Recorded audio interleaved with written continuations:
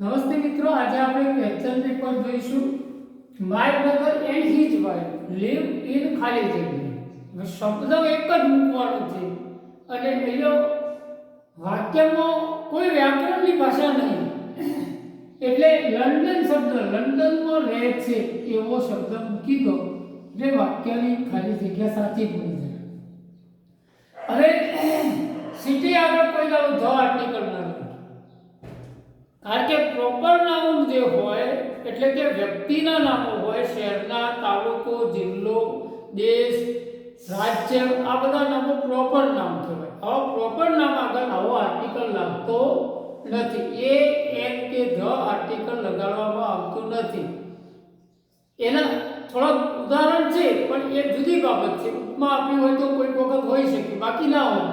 ટૂંકમાં પ્રોપર નામ આગળ આર્ટિકલ ના આવે એટલે ઓપ્શન ખોટું છે. હવે લંડન આવું પણ ના લાગે, એ પણ ખોટું છે. અહીંયા પોઝેસિવ ફોર્મ એટલે એપોસ્ટ્રોફી એસ લગાવો એટલે પોઝેસિવ થઈ જાય. પોઝેસિવ ફોર્મ ખોટું છે એટલે મિત્રો લંડન જ આવે. હવે બીજું વાક્ય જોઈએ, સમબડી વોન્ટેડ એ પીઝા. હવે મિત્રો આ ખૂબ અગત્યનું છે. પરીક્ષામાં આવા વાક્યો પૂછી શકાય. સમવન, સમબડી, એવરીવન, આ બધા જે છે એવરીબડી, આ બધા શબ્દોની અંદર બહુવચનનું જ મુકાય છે એટલે ઈડન જે મુકાય.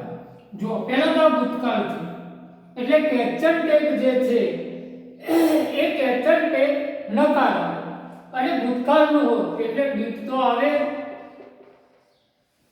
જો જે વિદ્યાર્થીઓને આની થોડીક સમજ હોય તો અહીંયા આ ખબર પડી જાય. હવે આ ડીડ આવે. હવે બીજું આ હકાર નહીં, આ નકાર છે. આ હકાર છે સોરી, તો આ નકાર થાય તો અહીંયા નકાર મુકાય.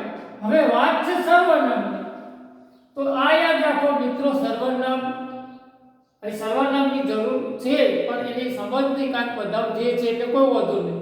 પણ અહીંયા જે આવે મિત્રો, જે એટલા માટે આવે કે સમબડી, સમવન આવા જો હોય, એવરીબડી, તો એમાં બહુવચનનું જ કહેવાય એમ.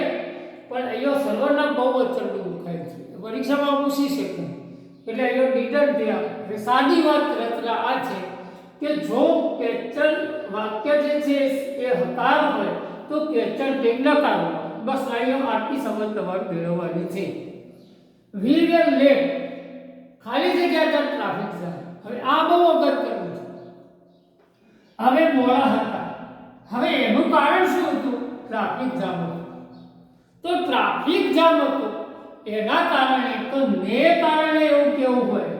જો મિત્રો આપણે આગળ એક વિડિયોની અંદર બીકોઝ નું વાક્ય મૂકી હતું. એ એક એડવર્બ ક્લોઝ ઓફ રીઝન હતું. આ એડવર્બ ક્લોઝ ઓફ રીઝન નહીં, આ એડવર્બ ક્લોઝ નથી, આ એડવર્બ ફ્રેઝ છે. બીકોઝ ઓફ એટલે એનું ગુજરાતી થાય ને કારણે.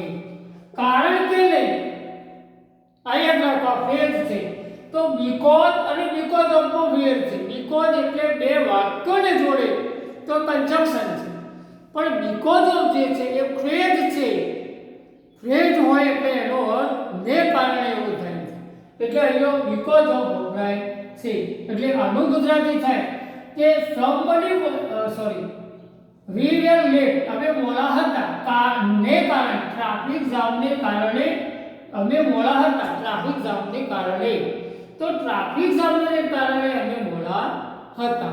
તો અહીંયા બીકોઝ ઓફ નું ગુજરાતી ને કારણે થાય. બરાબર, આ ફ્રેઝ છે. આનું ગુજરાતી આવું કરો એટલે આવડી જાય.